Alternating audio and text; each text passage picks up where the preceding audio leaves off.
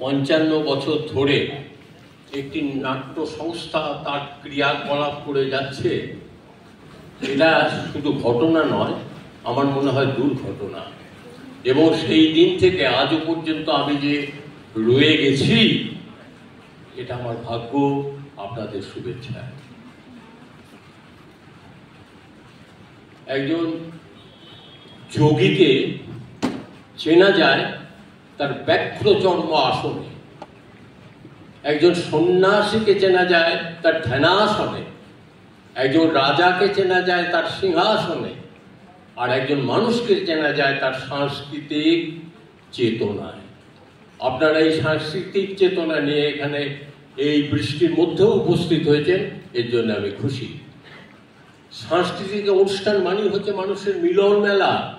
এই মিলন মেলার আনন্দ যজ্ঞের একমাত্র লক্ষ্য আনন্দ এবং জ্ঞানের মিলনে শিল্পের প্রসার ঘটানো।